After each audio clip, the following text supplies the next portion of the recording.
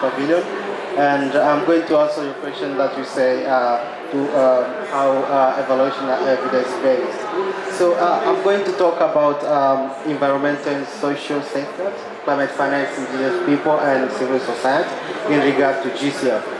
So first, I will start with GCF as a governing instrument, say that the fund will support the strengthening of capacities in recipient countries where needed to enable them to meet the fund's environmental and social safeguards based on modalities that shall be developed by the board. So realizing how crucial the data are, and given that we have so much information with from different platforms, different sources that are suffering from inconsistencies and also inadequate accuracy. So the IEU Independent Evaluation Unit introduced the data lab team, which working in collecting this information and data and put them together and cleaning them for evaluation purposes. So going forward, I'm going to look on the, this is the work done by data lab team, to look on portfolio overview of GCF investment, especially for project preparation facility and readiness support, to what extent they support in strengthening the capacity of recipient needs. So starting with project preparation facility, this is the support provided to the accredited entity, especially those national and regional entities, to help them prepare the program and projects. And there are vast 4 or 5 activities that are supported by GCF, including preparation, the baseline study and baseline data, and also to conduct environmental, social, and gender studies, including risk. And we are going to see to what extent then GCF have support these recipient countries. So as IEU Data Lab look on these approved 23 project preparation facility, we see that a gender study for climate actions, design a gender responsive climate strategies, as Janet was talking here, setting gender indicator and target and climate related activities are the most needed by these countries in order to have a gender study and gender responsive approach. And also to develop the environmental and social management plans within the countries. Going to the next further support that is provided by GCF, that is readiness program. So, and this I can introduce very fast the readiness program. This is a funding program provided to the countries to enhance country ownership, and this country ownership is a core principle of GCF, and to help them access the fund. And the readiness program aims to support up to 5 outcomes, and these all outcomes are aligned with the program objectives. And these outcomes are strengthening the country capacity, enhancing stakeholder, up to mobilizing the private sector. So the data lab then look on 35 completion reports from readiness and try to see what are the milestones, what are the achievements that are achieved by readiness support. So looking here, we see development of gender policy and gender action plan, environmental and social safeguards. These are policies and reports within the countries are the main key for readiness support, how the country reported. And also the M&E system for gender consideration in reporting and consultation. Further, we look also on the funded activities by the GCF, and we try to see what are the environmental co-benefits. And here we look what are the likely impact and research of the GCF investment. Looking in a nutshell, we see improving biodiversity and ecosystem, water management, and improved air quality are the key prominent co-benefits of GCF investments. So in summary, to finish, the PPF program, we see it supports the gender studies and analysis, and then we look on the readiness support that help the countries to develop policies on gender and environmental and social studies, and these are the key for the recipient countries. And also we see the readiness recipient countries have stronger attention on gender measurement and M&E. Thank you. Thank you so much, Peter, for your presentation. I'm again opening the floor for clarificatory questions, if there's any.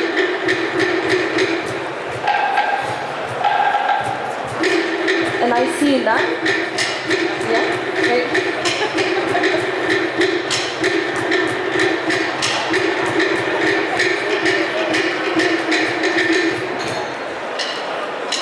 Peter, what's the next step with the data analysis? That's a very soft question. Wow.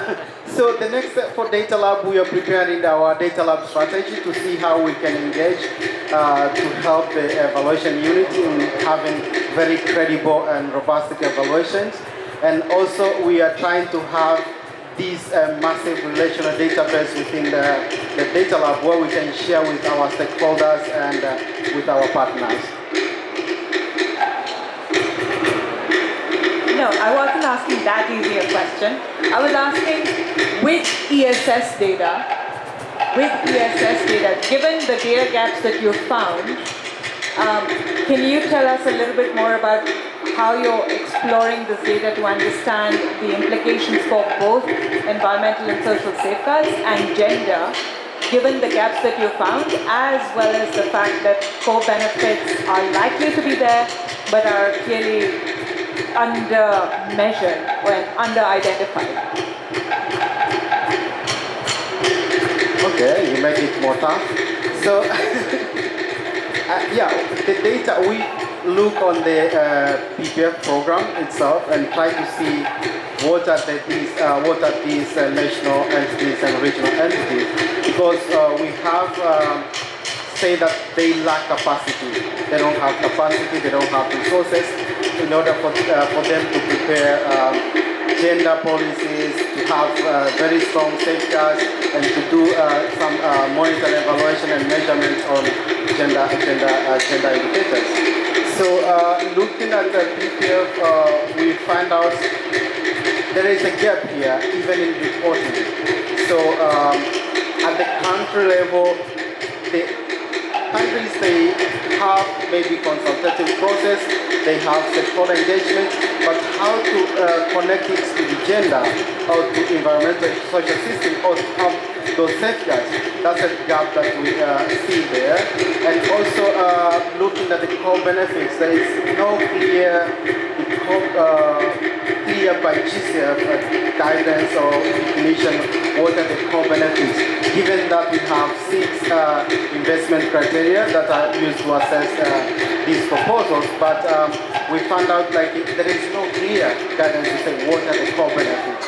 So this is the next step for Data Lab to explore more, to tell the GCF and to recommend how they can put this more far more stronger for the countries and for the entities who bring forward their project to the GCF.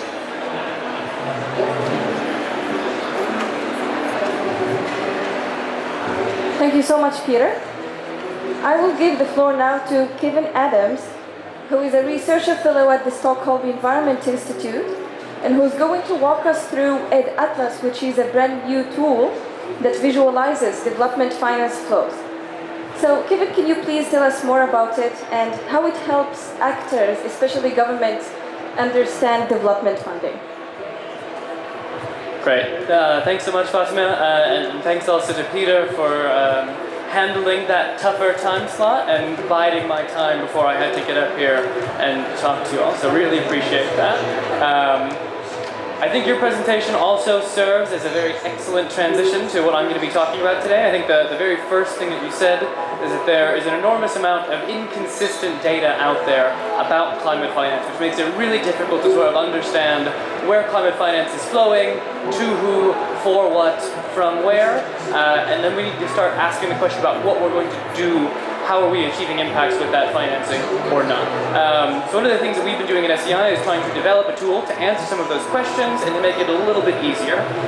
So today I'm going to talk a little bit about our Atlas of Development Finance, or the best data set out there for engaging with climate finance flows is the OECD CRS database, to which contributor countries and a number of other actors like the GCF report their data annually on what is being provided for what. So this is what has been reported to the OECD CRS, where we are pulling the data from. So again, for those of you who say, well, this is clearly incorrect, talk to the GCF, because we would really like to see them improve their data reporting to the OECD, so we can therefore engage with the data in a better way. But once we've gotten through that, what the Aid Atlas allows us to do is not only see how much the GCF is providing in total, but it also allows us to see the trend over time, whether or not the financing is being reported in terms of grants or loans, and the commitments versus disbursements of the fund. The tool also automatically allows us to see the top 10 recipients of Green Climate Fund Development Finance. So right now we see that a lot of finance is being contributed to developing countries unspecified. I suspect we could get quite a lot clearer on that front as well. And we're also able to break it down in terms of sectors for which the finance is going. So in this case, energy accounts for something like 55% of the finance. Water supply and sanitation is next. I think this slide will be the most egregious for the GCF board members, so prepare yourself. We also allow the tool allows us to see which targets, based on the Rio markers, climate finance is being channeled to. And what we're seeing is something like half of the GCF financing is being tagged as principal for either climate mitigation or climate adaptation. One would suspect that all of the GCF finance would be principal in one of these two categories at least. So something is clearly going on here that ideally could and should be resolved as soon as possible. The next thing that the Atlas will allow us to do is basically see the top 10 projects in detail to kind of see what is being provided, and users that are interested are then able to download the data set directly to engage with it, play with it as they like. But we also don't only care about this from the contributor perspective. I think one of the reasons that we came up with this tool is that if you're a developing country, if you're Bangladesh, for example, normally you'd have to go into the OECD database, you'd have to look at every contributor country, you'd have to download all the tables, figure out exactly what's going to, you'd have to do a whole lot of technical analysis to figure out what in the heck you're getting, what it's for, where it's going to, which is a pain. A lot of developing countries, as we know, don't have an enormous amount of capacity for these issues, so it's a major barrier to engaging in this space. So we can also do this from the recipient country side. So for now, I've set it to least developed countries for climate adaptation in the same time period.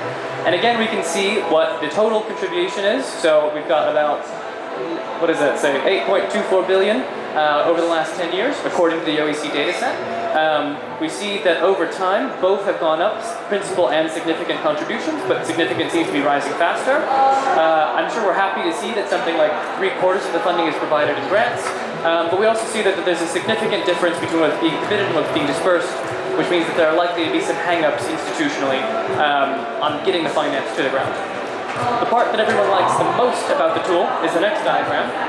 So these are the flow diagrams that essentially allow us to see how finance is moving between actors, who's getting the most, for what, from where.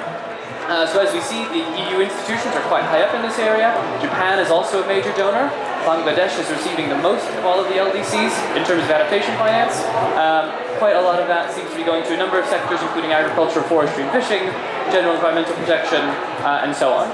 And because the tool is online and interactive, what we can do is we can highlight over any particular set of flow, and we can engage in the data in a bit more detail. So in this case, we see that an awful lot of the funding that goes to Bangladesh, which is what puts them on top of this channel, is going for transport and storage, and it's from Japan. So there's a couple of particular transport projects ongoing in Bangladesh that account for this difference.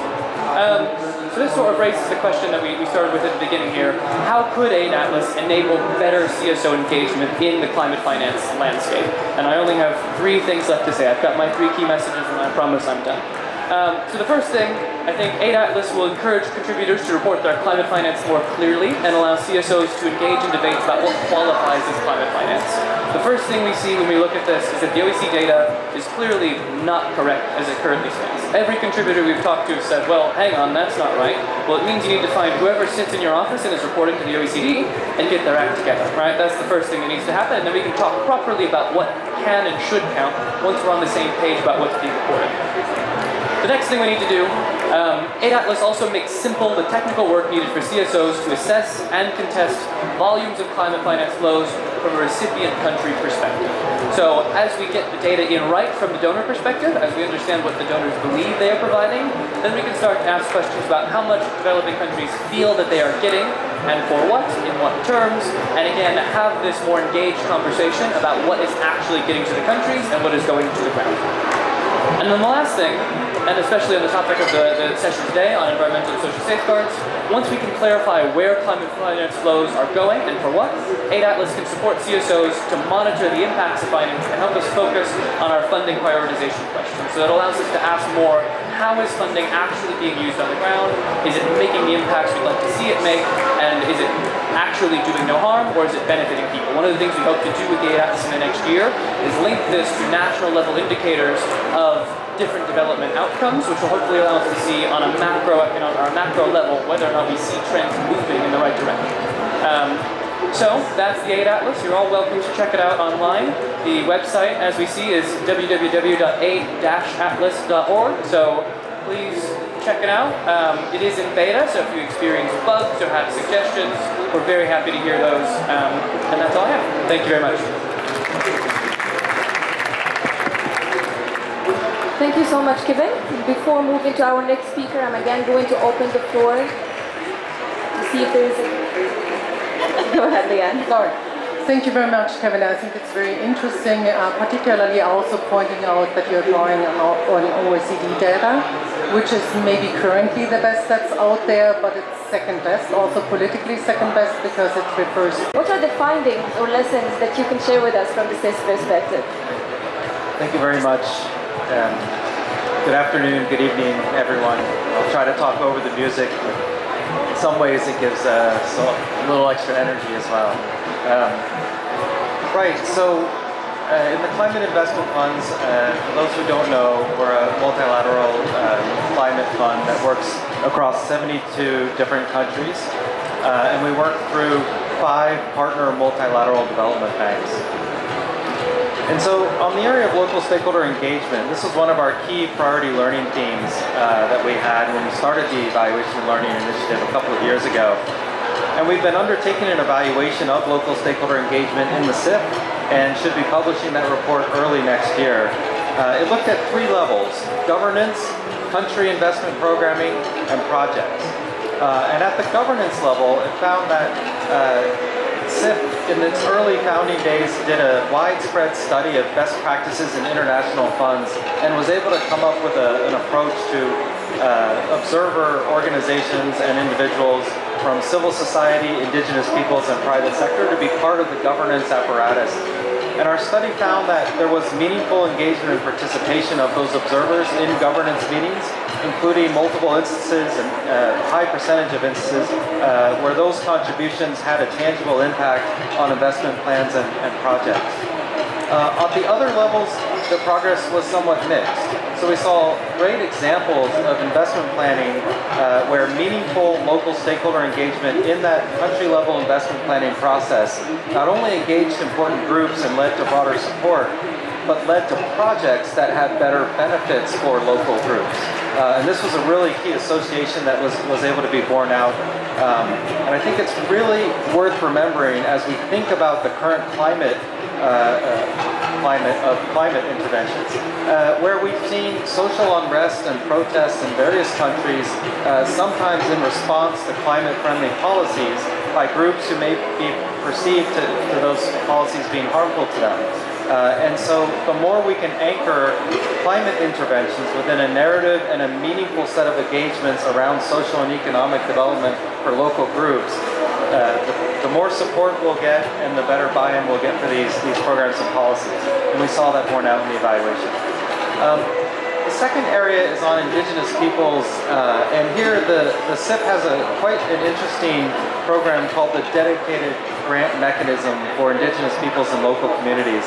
So this is a $50 million fund that was designed and is currently governed and managed by Indigenous peoples groups themselves at the local, national, and global level. These bodies take proposals and issue sub-grants directly to Indigenous peoples groups on the ground in our forest investment program countries.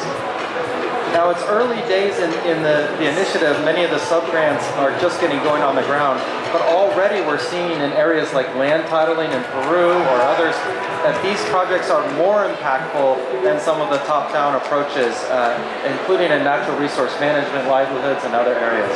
But much more important than the tangible impacts, or equally important than the tangible impacts on the ground, was the intangible impacts that some of these programs had in terms of increased inclusion and meaningful engagement in national forest governance processes, increased ability to represent constituent groups, and increased capacity to manage large funding and programs, and to partner productively with international organizations.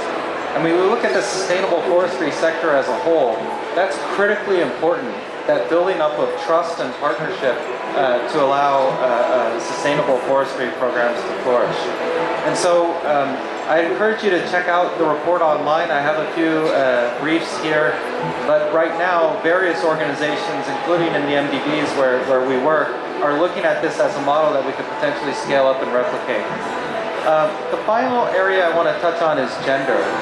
So the SIP was a bit of a leader on gender in climate change. We have, right now we're in our second gender action plan and have a gender mainstreaming policy. And what we've seen is a steady improvement in gender throughout the course of the 10-year history of the climate investment programs, especially in terms of quality of entry and improved investment plans. However, that improvement has not quite yet translated to more transformative gender outcomes on the ground. We did a study of transformational change in the climate investment funds. These were published earlier this year. Gender was one of the areas that we looked at, and we saw that there were frankly some missed opportunities on the ground.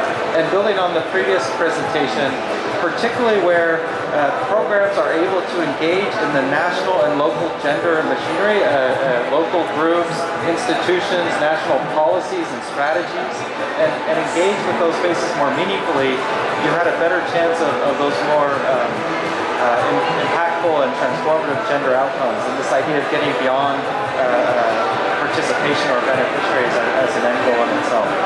We also found that when there are dedicated mechanisms or outreach strategies or programming towards women and gender groups, we also tend to have more transformative outcomes.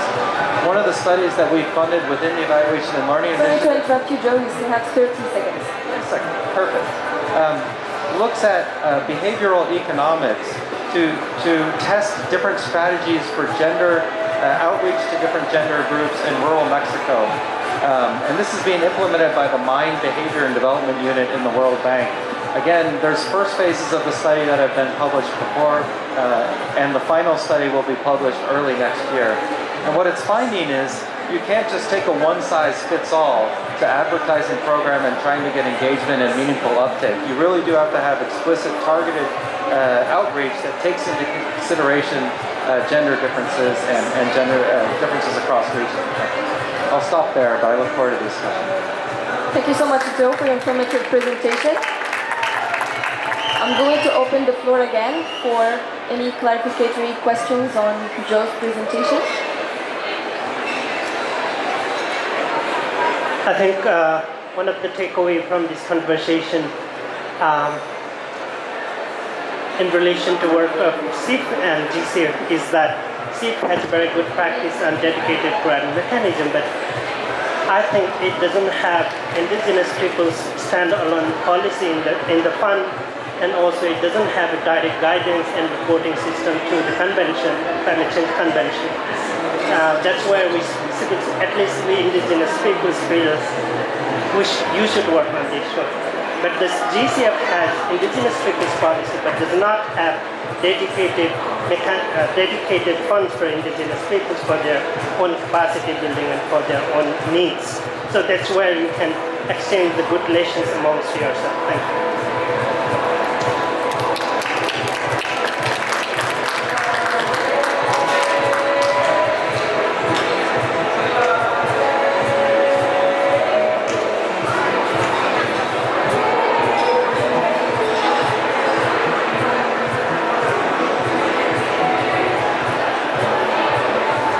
So you mentioned natural resources within the topic on Indigenous peoples. Can you clarify by which natural resources you're talking about? And also, as far as the forest, can you clarify on whether or not that is helping Indigenous peoples get the land surrounding their areas back, or planting on lands that are already theirs?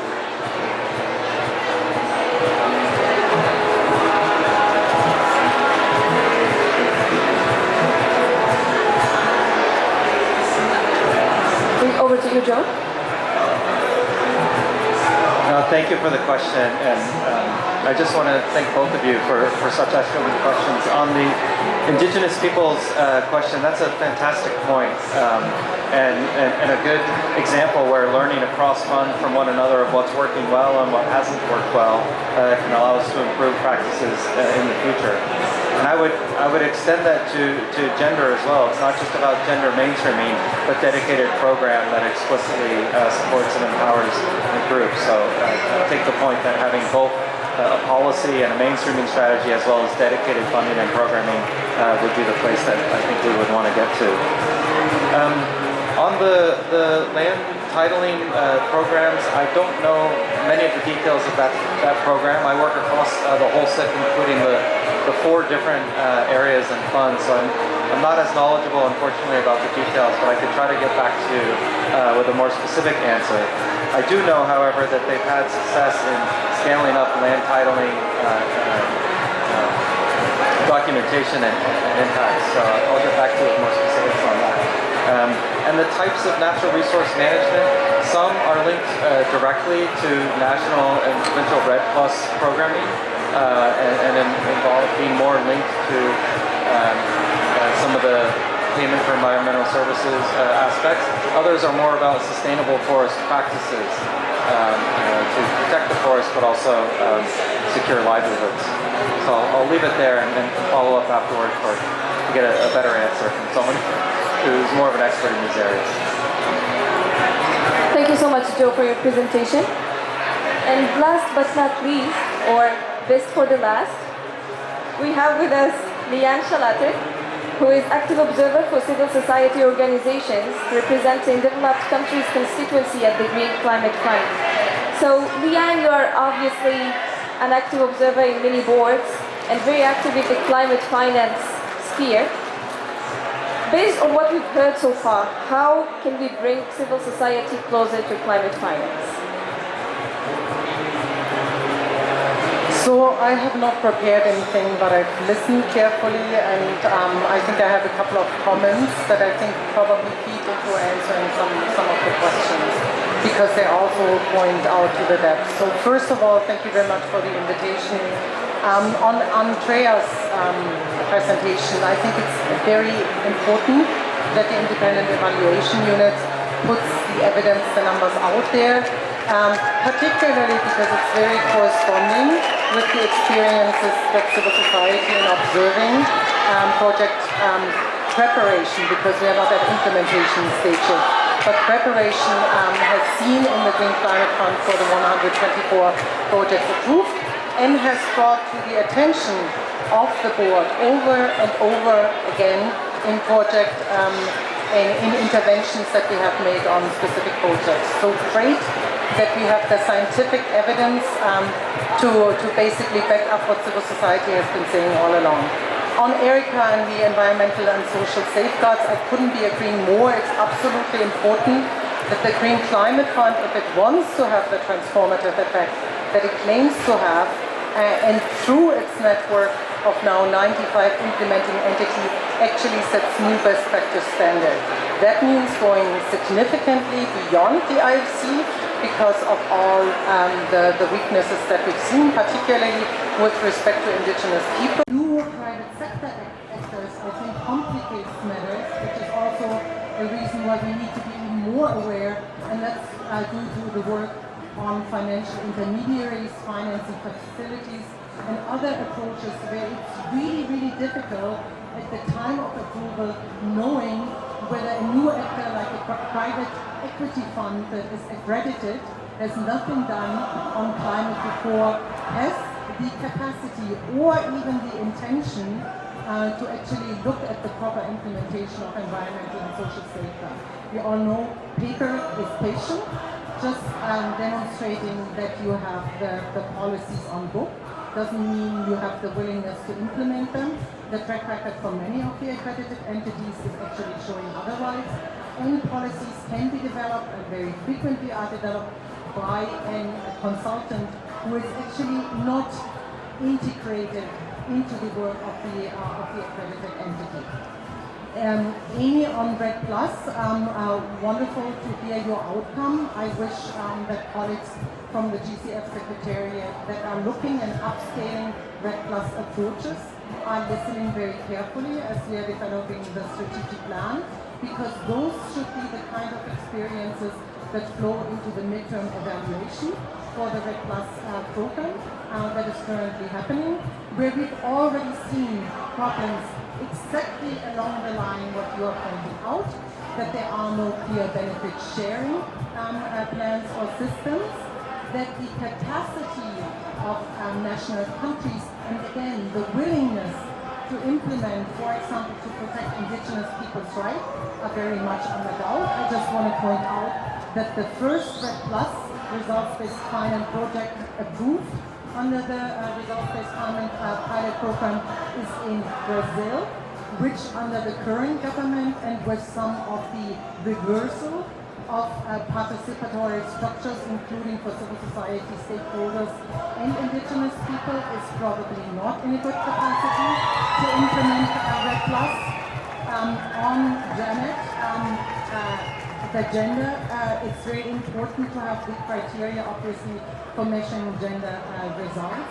But I think it's also very important to look at the quality of the gender principle approach, the gender normative approach, and there, unfortunately, we have to report that the Green Climate Fund, though it is mandated by the governing instrument to actually uphold the highest environmental and social safeguard standard, at least with respect to gender, has decided not to progress upward, but progress downward. Sorry, I have a couple of more.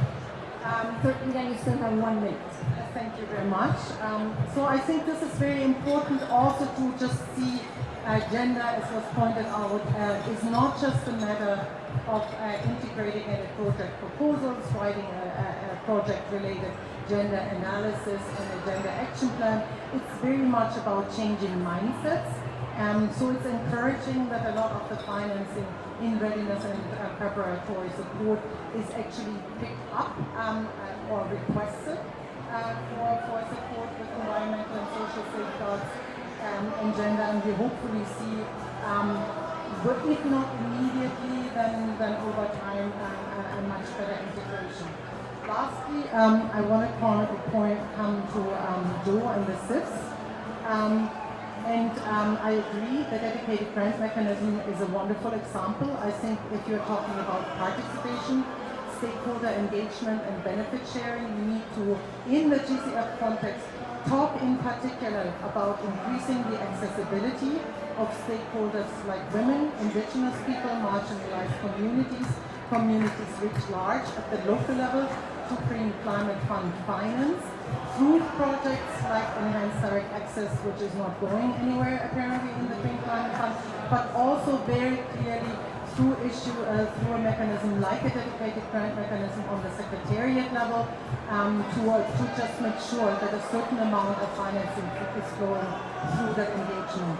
And last but not least, on the gender integration of the CIFs, while progress has been done, I want to point out that it has been extremely uneven across the 4 funds that are integrated into the CIFs, and particularly weaknesses to this day persist in the Clean Technology Fund, which receives more than 2/3 of all CIF financing.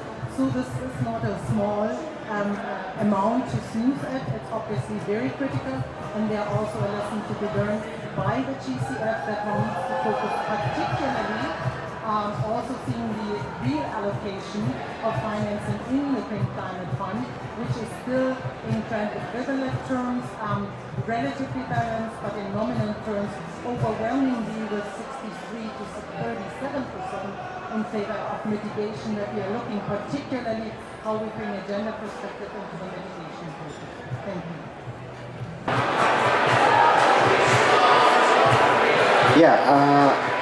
Yeah, we discussed yesterday, I remember, but we look on the readiness completion report, and then in the readiness completion report, all the accredited entities, those are like delivery partner, they have to provide the report after completing the program.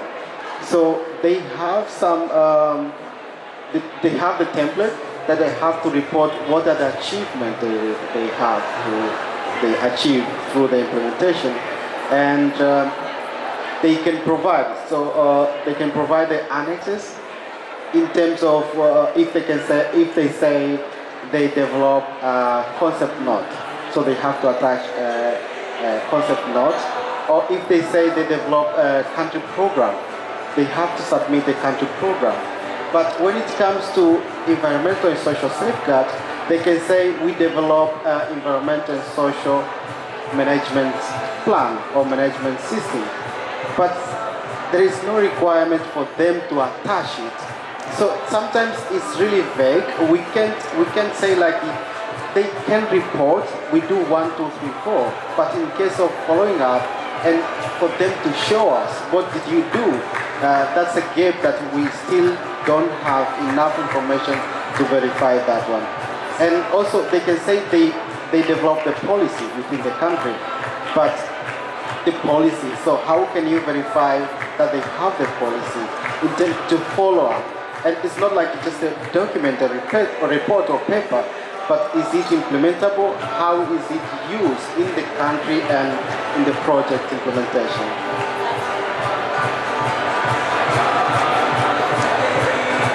My question on that would have been particularly with respect on the reporting that you obviously had on gender or ESS result. Was that a more quantitative or was that a more qualitative? Meaning, so did you count in your data the ones that have reported, which doesn't mean anything? Or did you actually look what they have reported, what they are doing, and what that qualitatively means? Meaning, equality at entry or even equality at outcome, quantity at outcome doesn't mean anything about the quality. And so I think those numbers are quite misleading unless you develop also some sort of an index or categorization to say, that a readiness report delivered is not just delivered, but also has some meaningful content with respect to stakeholder participation, gender integration, and so on and so forth. Otherwise, we are playing the same stupid old soy numbers game that doesn't get us where we need to get in terms of impact and change.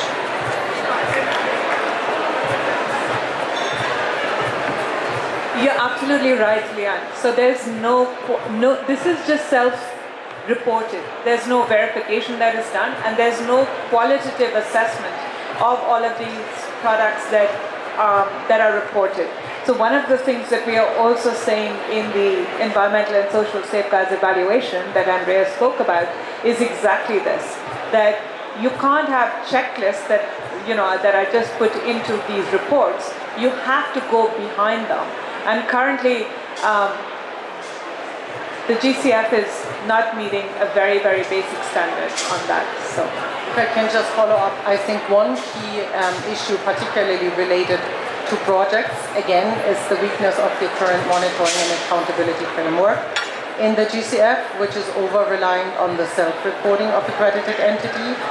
Not only that in itself is already bad enough, right? Because, what incentive is there by the accredited entity to be honest? But this is compounded by the fact that the annual performance report, at least currently, are not made public. So the only results, if you want accounting, is on the portfolio level in the annual portfolio performance report. And we have pushed, and I think that would be a boon to local stakeholders, to actually not only see what implementing entities are reporting they are doing and implementing, and thus being able to provide a real-life red flag update on where what is reported is not in line with the realities of life, but also just in general in terms of lessons learned, see how a multi-year implementation progresses over time, and hopefully when implementing entity applies lessons learned, its own lessons learned as the implementation progresses. My name is Marcus from C4. I just wanted to ask a question about the new gender policy and also the discussion about kind of going from the kind of business as usual approach to gender to thinking about changing mindsets and achieving some type of transformation. So the new gender policy says that the GCF will develop specific targets and progress indicators aligned with the SDG framework, particularly SDG 5 and gender targets in other goals, and require all projects financed by GCF to report progress and impact against these frameworks. Is this something that the independent evaluation unit is going to be working on, and if you have a timeline or process in mind for doing that?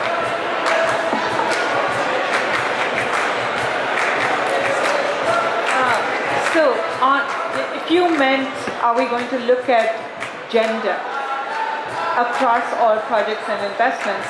So, in the evaluation that Andrea spoke about and that Peter presented the data on, we do have sections on looking at whether GCF projects and investments have incorporated it, but the data on that is extremely poor.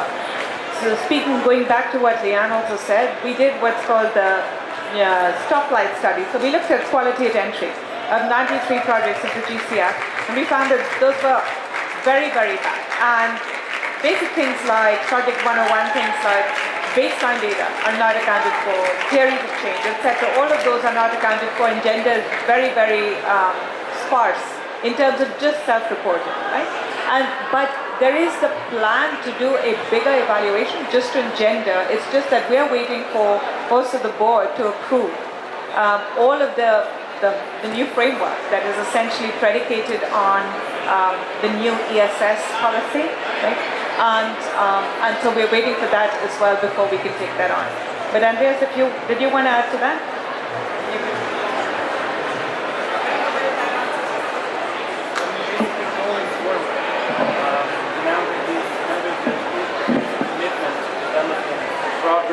Okay, so now, moving forward, now that there is a commitment from the board to develop progress-oriented targets on gender equality, if there is a process for how that is going to be done, and if the evaluations that you're doing now is something that could provide some insights into what's going to go into that.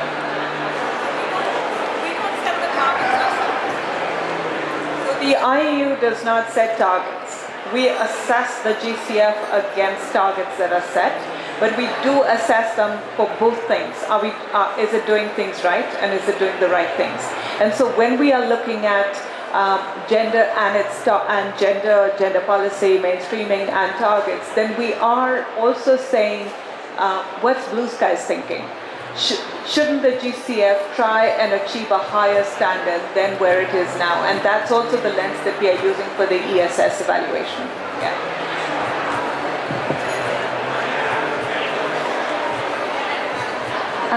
This is really just to thank IEU for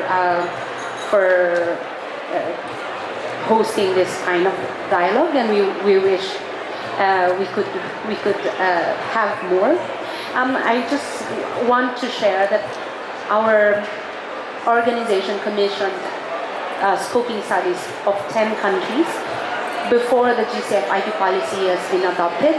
And we saw that from these 10 countries, the inclusion and participation of indigenous peoples is from 0 to very, very low in the readiness of these countries. And also, was it 2 years already? No, almost 2 years now since the GCF IP policy is adopted. But I mean, in the reporting templates and also in the assessment of funding proposals, indigenous peoples, except for the last board meeting where the projects the ITAP assessment is now including a section on Indigenous peoples, and it's something that we look forward in terms of also to echo what Liane said in terms of reporting and also evaluation.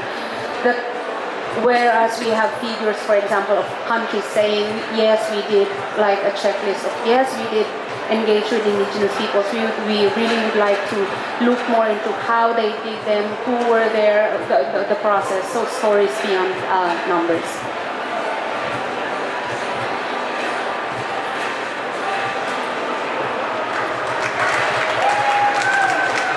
Thank you again for that comment. I obviously, with the 4 minutes, I couldn't really present on much more, but it's true that the findings that you're pointing out, beyond the initial statement I made on there's no clear guidance on how the monitoring is done. We have looked at the monitoring more closely, not only in this study that we do for the ESS, we also have done that in the RMF, in the earlier RMF review that we've done.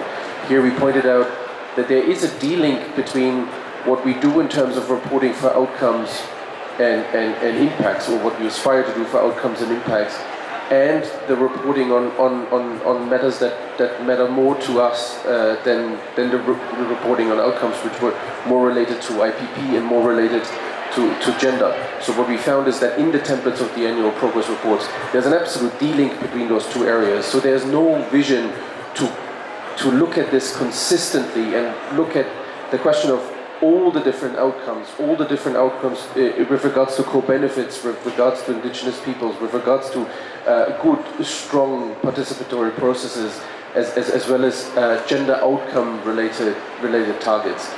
And beyond that, we are absolutely in agreement with what Liane said. We point out in the report that the biggest gap there is that there's no clear integration or no strong integration of the MAF, of the monitoring and accountability framework. If you can't assign clear roles and responsibilities for the different actors within the fund, you cannot expect any clear results on any of these things. So we definitely point out these points, and I wanted to say that's absolutely true. And in addition to this, we are very much aware, and we've seen this in our country missions as well, that when it comes to self-reporting, there is an entire body of evidence out there in the countries, in the projects that are happening, that could definitely be enablers or be good stories and good lessons learned for us, but they're simply not reported because the template doesn't ask for it. And that's an issue that definitely needs to be dealt with. Thank you. All right, so I've asked many of my questions already. I think this starts out more with a request that the Green Climate Fund have an Indigenous representative, because we've talked a lot about Indigenous issues where the questions have been indirectly answered. So if we could get an Indigenous representation to talk about these Indigenous issues, who would be able to answer some of these questions more clearly. And on that note, I would like to point out that you've got several brown women in your photos and one on the stage. That's my request and my statement. Thank you so much.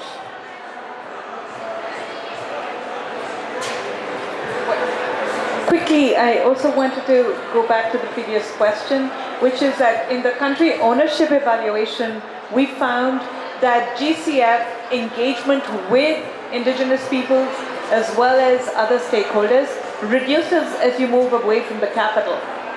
Yeah, and that, so basically GCF currently sees stakeholder participation as being, as ensuring participation at the capital and amongst ministries, and then that's it. So one of the recommendations we are also making is on co-development of proposals as well as co-implementation. Thank you so much. So on these joint messages of the importance of environmental social safeguards, I want to thank our panelists for their informative presentations, and to thank you all for your excellent questions and for making this discussion so vibrant. Thank you very much. Have a good evening.